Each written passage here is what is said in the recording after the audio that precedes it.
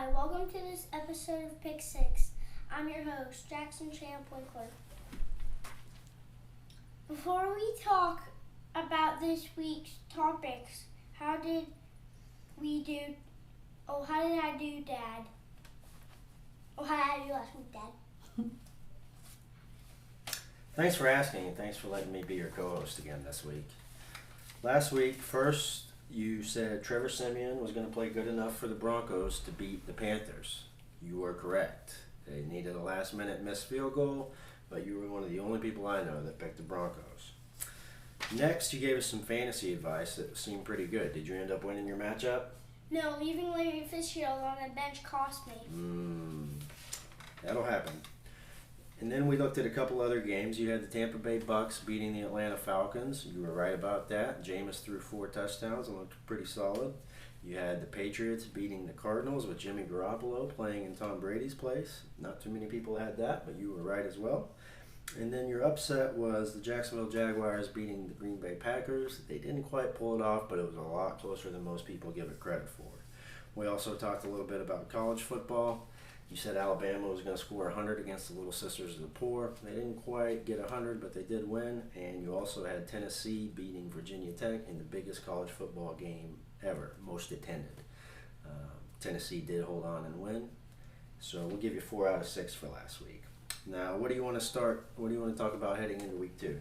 Let's start with my heart, the Denver Broncos. All right.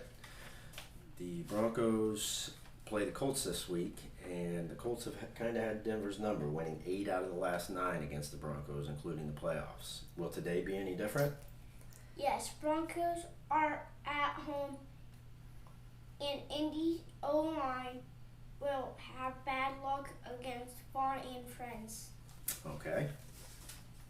Now let's talk about the hometown Bucks again. They are traveling to Arizona to take on the Cardinals. Can they beat Arizona? Simply no. The Cards are too good to lose to an Arrow at home. Okay. Another game I'm really interested in. Cincinnati travels to Pittsburgh in a rematch from last year's brawl in the wild card round. Will the Bengals be able to get any revenge? Bengals get Andy Dalton back at QB and are good enough if they don't make dumb penalties. Okay. Back to fantasy real quick. Do you have any advice for us this week? I got Travis Benjamin Franklin on waiver wires. Don't need a kite and lightning to discover he's a good start this week. I like it. I also picked him up in my league. Okay, give me one more NFL prediction for this week. Maybe an upset. Well, my upset special is Breeze on Broadway. Saints beat the G-Men. Ooh, going out on a limb there with that one. I like it. Okay, let's switch gears again real quick. And last question this week. It's kind of a hot topic both in and outside the NFL.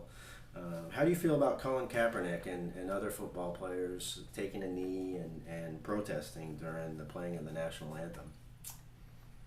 It's right to protest, but I think he's disrespectful. If you don't like the USA, you can always leave.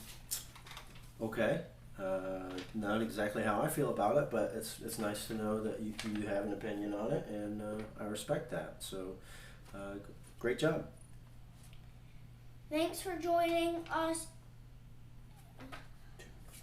Tune in next week for more NFL, college football, maybe a guest.